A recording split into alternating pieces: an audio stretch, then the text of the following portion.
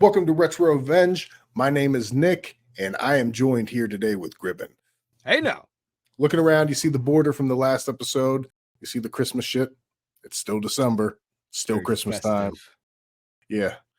Fucking red and blue, like we're on opposite teams here. Well, I got some blue. I got the They Live shirt, you know? It's a pretty dope shirt, actually. I'm a big fan. So we'll end this for once and for all. Die Hard. Is it a Christmas movie? I say it in the same light as this. I consider Die Hard a Christmas movie, and if you don't consider Die Hard a Christmas movie, then It's a Wonderful Life should also not be a Christmas movie. Okay, explain. They both take place around Christmas. They are not centralized around around Christmas. Die Hard is not centralized around Christmas, but it does take place on Christmas. Yeah. Oh, It's a Wonderful Life does not centralize around Christmas. It's just at the end of the movie, it just happens to be on Christmas. You know, it's funny. That was my mom's favorite movie, and I've never seen it the whole way through. I don't think. Really? I've seen bits and pieces. She'd always put it on, but I don't think I've seen it the whole way through. It's a little bit of a slog. I will admit. It's one of her favorite movies. She loves the old time Christmas movies, but I never realized watching it as an adult how many references in that there is in all the other pop culture things. Like, remember in Rocko's Modern Life, whenever the kid's on the dad's shoulders and she's like, "Hey daddy, my teacher says whenever someone gets their gas cap, an angel gets his wings." Your teacher's full of snot. Daddy, teacher says every time a gas cap is found, an angel gets its wings. Your teacher's full of snot. I knew that was a reference. I didn't know that until I watched it as an adult. I was like, huh. I've seen enough of it where I get a lot of the references, but I've never start to finish watch it. I've probably seen the whole movie, just not in one sitting. You know what I mean? It's top tier. I have to admit, it's top tier. It's worth a watch. All right. Well, so going off that, I see your point. I seen a clip. Bruce Willis does not think it's a Christmas movie. And why is that? I don't know. He said it at some award show. He said, "And Die Hard is not a Christmas movie." I did this roast for one reason and for one reason only, to settle something once and for all. Now, please listen very carefully. Die Hard is not a Christmas movie. I disagree based off of my point. I think there's an argument to be made there. I think it's top 5 Christmas movies. It's my number 1 movie of all time. Yeah. So probably my favorite action movie. It's not like a festive movie, and I don't watch it for that reason. But part of my Christmas tradition every year, and you've taken place, or you partaked in this with me a couple times. In December, I get some Captain Morgan Private Stock. Get some load up the cups, got some Captain Morgan, and that's when I put up the tree, put the lights on the tree, and decorate it while I watch Die Hard. Get a little sloshed. That sounds. We have not. The wife and I, we always put up the Christmas tree, but we don't watch Die Hard, and I don't drink Captain Morgan. But that sounds like something I could definitely get behind again. All right, so for people that have never seen Die Hard, we'll do a little overview. It starts off with Bruce Willis's character, John McClane. He's on a plane. He's a New York cop, and he's going to L.A.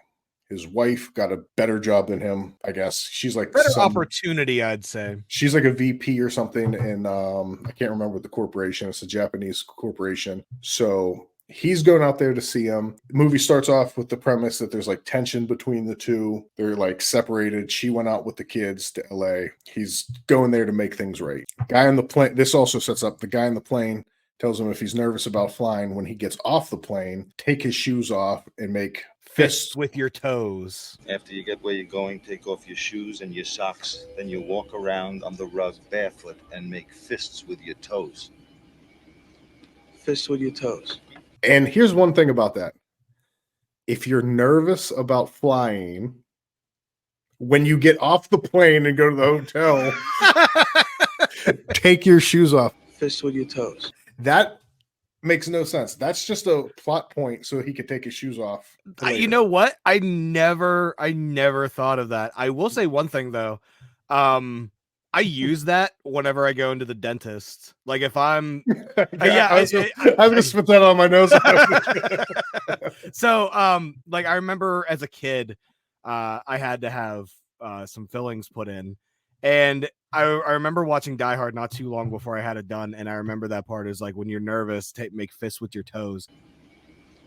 Fist with your toes. So I didn't get off a plane, but I was in the seat whenever I was in the dentist's office, and as they were like giving me the Novocaine, I was just making fists with my toes, and it fucking helped. Like I didn't notice as you're anything. doing it, as you're doing it, the dentist elbowed you and said, "Stop it, you idiot."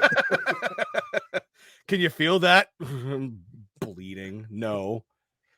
Fist with my toes. Fist with your toes. And then he gets off the plane, and then there's a young dude there to pick him up.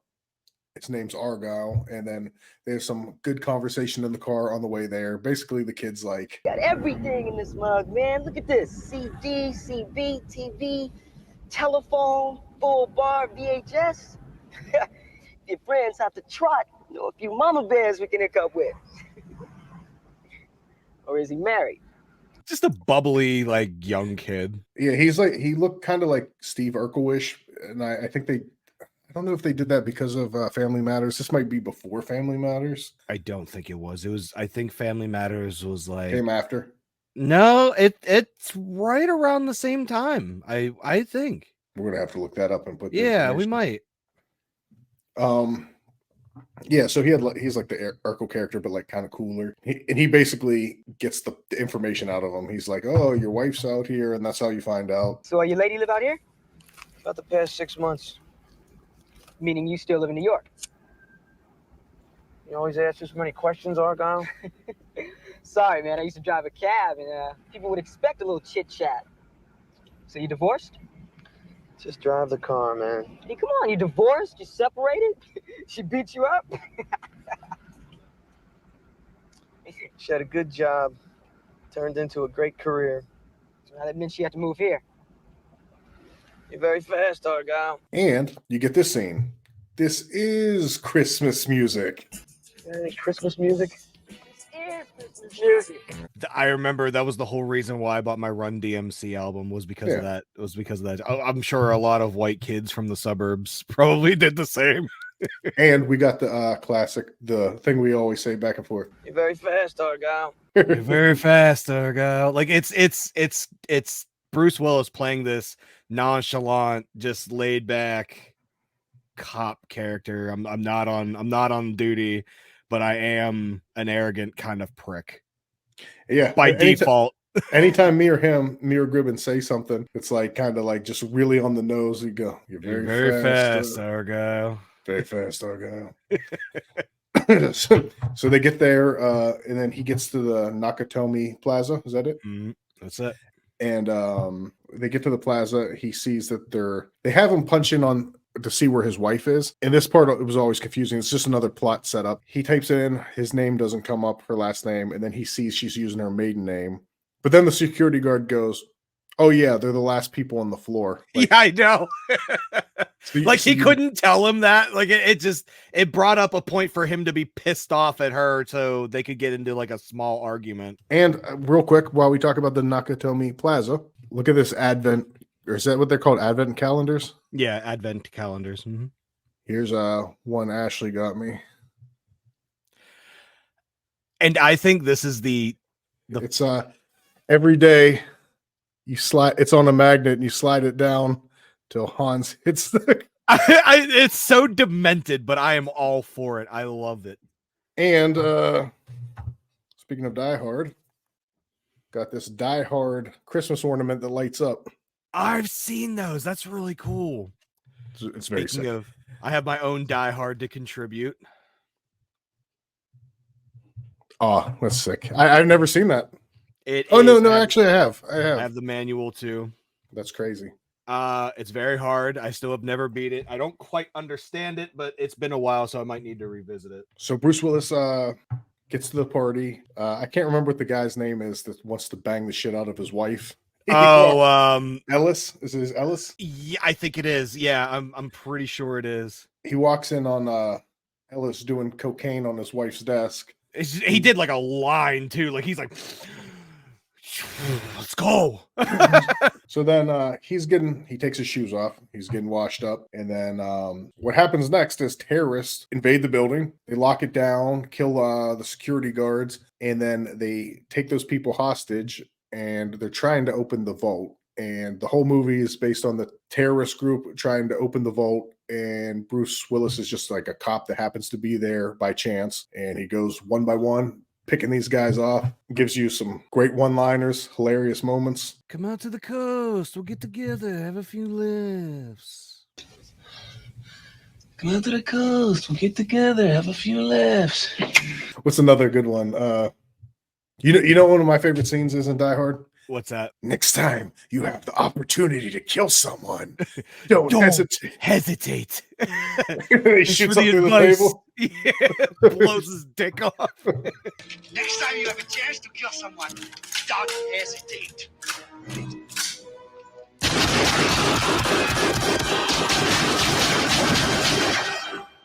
Thanks for the advice. Hans Gruber. Is that his name, Hans Gruber? Yep. Yeah. He walks in the room so casual, and he's like, Mr. Takumi won't be joining us for the rest of his life. Mr. Takagi. Oh, Takagi. Mr. Takagi did not see it that way, so he will not be joining us for the rest of his life. Alas, your Mr. Takagi did not see it that way, so he won't be joining us for the rest of his life. And so nonchalant. The bad guy's played by, I can't remember his real name. He's in Harry Potter. Yeah. Is it Rickman? Alan Rickman, yeah. Yeah, he's awesome in that movie. I hear he's actually was a really good dude too, like outside of movies and things. Like I hear he was a pretty awesome person to be around, which is very awesome to hear too. I'm trying to think what other good. Oh, the guy from Ghostbusters is in that movie. Ghostbusters 2, the main bad guy. He's just like a side character. The guy that's the Vigo, or the painting guy.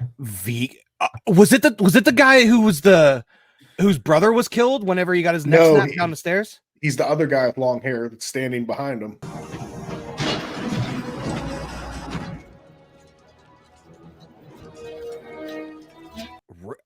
No kidding. Vigo's in that movie?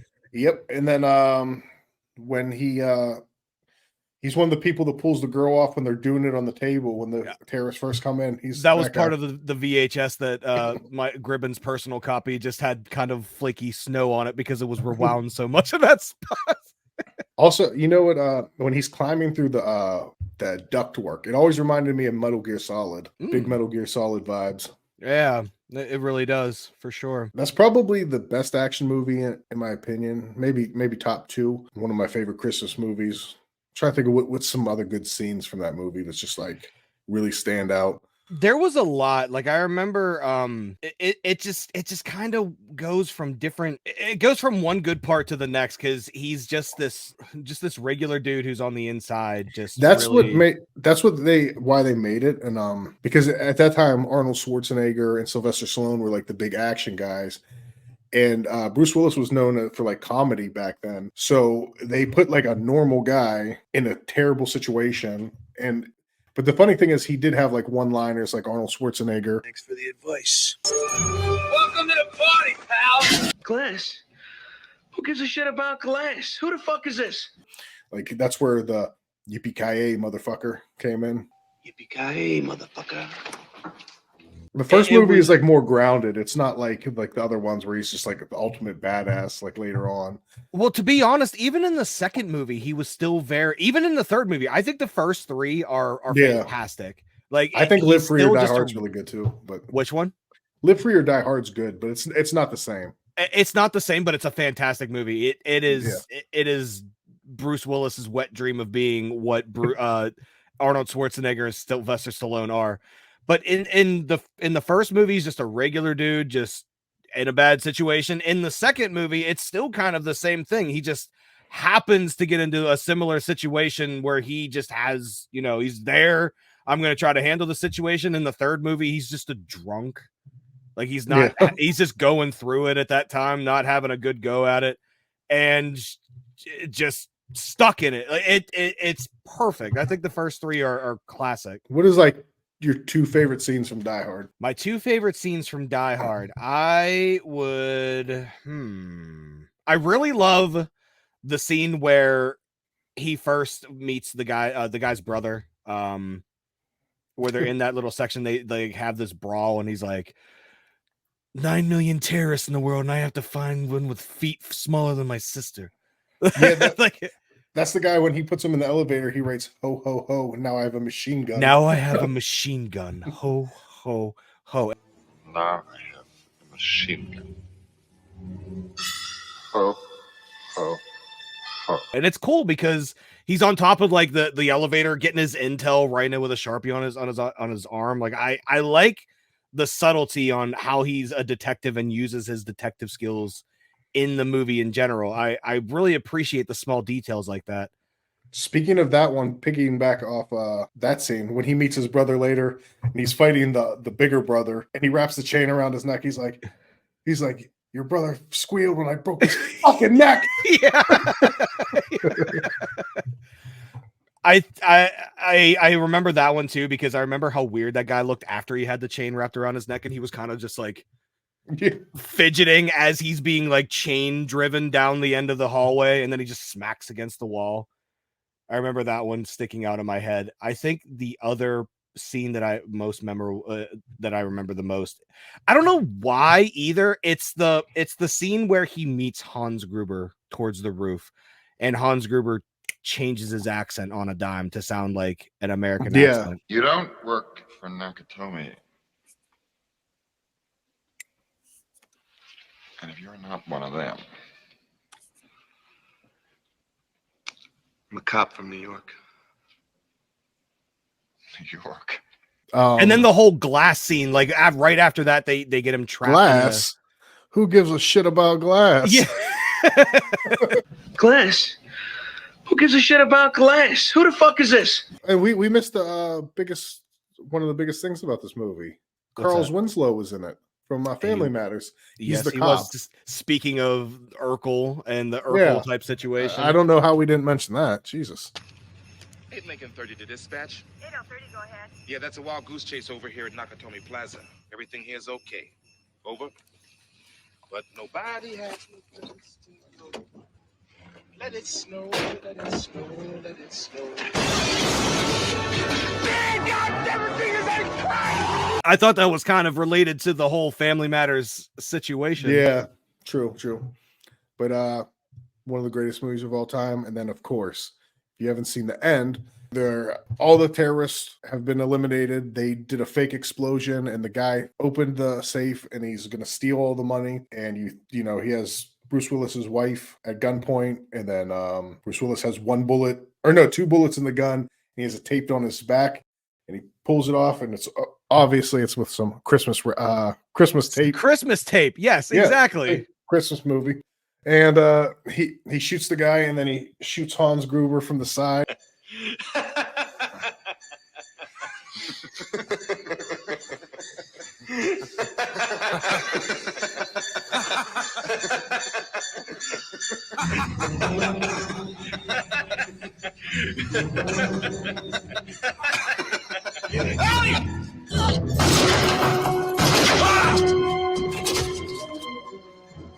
Happy trails, Hans. Betrayals Hans, and then Hans Gruber falls out the window like this. Almost brings his wife with him, but then there's that classic slow motion of him falling, which is actually. Do you know that they did that when they did that? They told him it was going to be like on 3 or something, and they let him go on 1, so the reaction was real. Oh, really? That's awesome.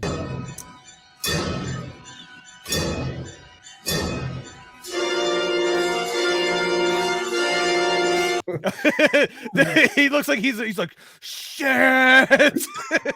So that's why the reaction looks so good. That's awesome. And then there's it cuts to the cop. Oh, I really hope that's not one of the hostages. Well, I hope that's not a hostage. That guy's a dick. Deputy Chief of Police Dwayne T. Robinson, and I am in charge of this situation. Oh, you're in charge. Well, I got some bad news for you, Dwayne. From up here, it doesn't look like you're in charge of jack shit. You listen to me, you little asshole. Asshole? I'm not the one who just got butt fucked on national TV, Dwayne. Now you listen to me, jerk off. Anyway, Die Hard, one of the best Christmas movies. I know we didn't go over all of it, but fuck it. Watch Die Hard, drink some rum, get in the Christmas spirit. Decorate your tree while watching Die Hard 1. Yeah, yippee-ki-yay, motherfucker. Retro Revenge. Hey now. Fist with your toes.